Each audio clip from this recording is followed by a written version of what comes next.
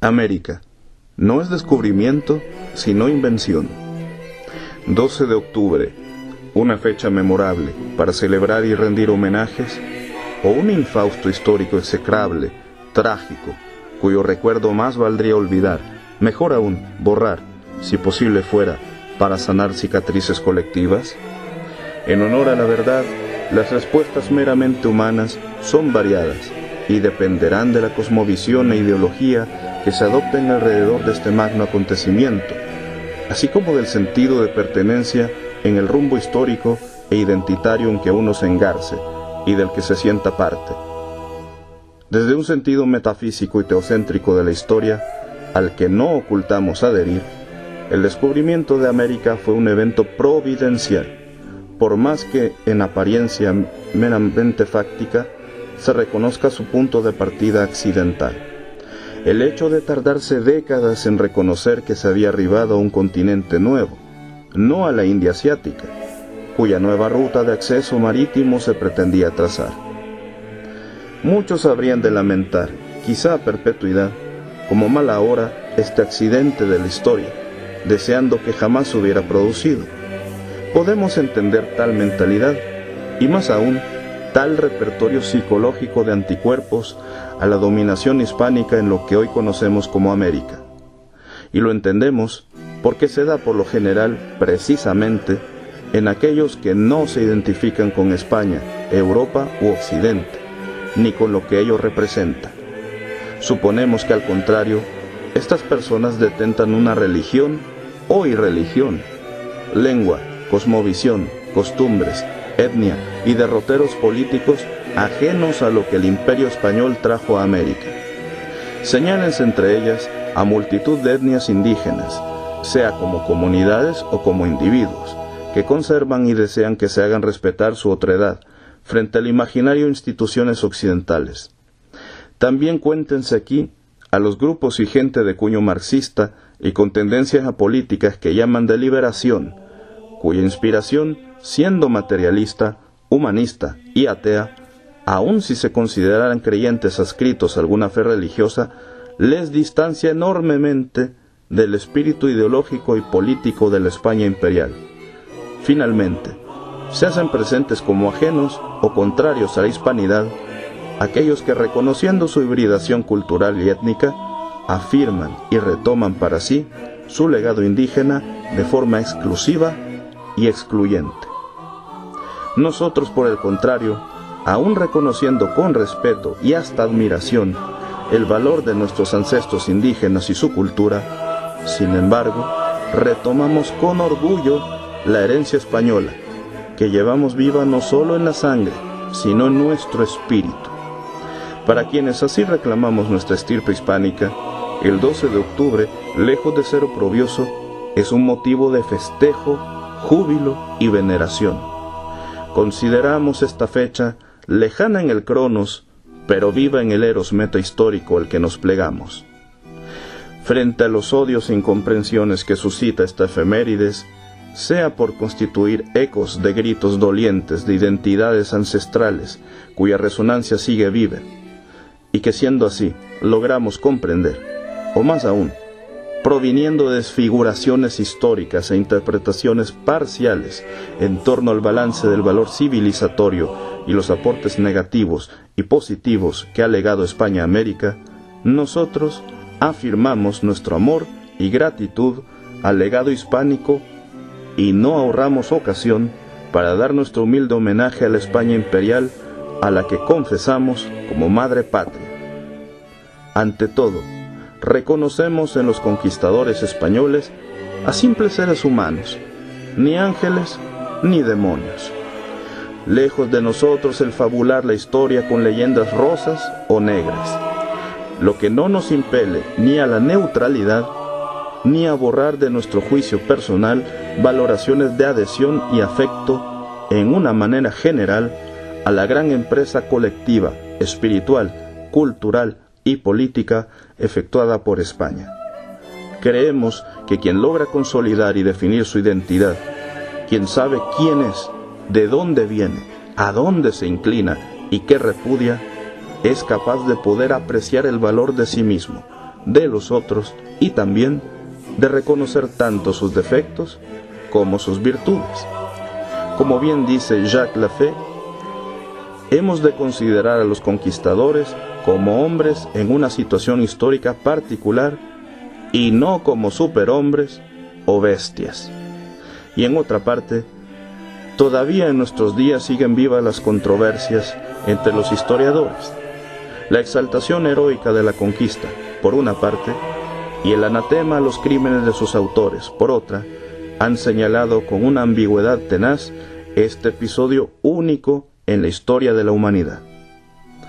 La fe nos brinda la clave histórica para justipreciar a los conquistadores. Invirtamos los arcos de triunfo que le levantó la España imperial. Recibamos con prudencia las requisitorias de los historiadores ingleses y hugonotes. Instruyamos nosotros mismos el proceso, dando la palabra a los testigos, los conquistadores mismos, en sus relaciones, y esos jueces exigentes que fueron para ellos los conquistadores espirituales, como se han llamado los misioneros católicos. Si la parcialidad de unos y otros nos deja duda, tiene el mérito de introducirnos en un mundo espiritual que se nos ha hecho ajeno, el de los conquistadores. Solo podremos comprenderlos desde el punto de vista de su época, y en función de la moral que fue suya, podremos enjuiciar sus actos. Francisco Morales Padrón refuerza esta idea.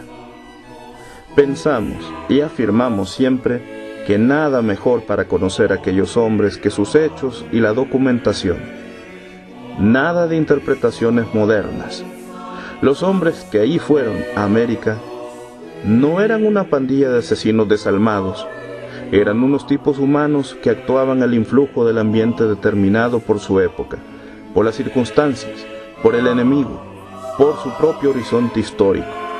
La conquista puso al rojo todas las virtudes y defectos de la raza. Y con gran atino amplía, para acercarnos a la psicología del conquistador, hemos de huir de la vida muelle de nuestro estadio cultural y abandonar los prejuicios y criterios del tiempo actual. La experiencia de sus vidas hay que juzgarla de acuerdo con los cánones de su época y metiéndonos en sus circunstancias. Arrogantes, rapaces, turbulentos, implacables y crueles han sido para una legión de historiadores que han sentado cátedra sobre ellos. Santos para otros. Hubo de todo, y lo que maravilla es que a la distancia que actuaron y dentro del medio en que lo hicieron, no se hubiesen comportado más despótica y anárquicamente.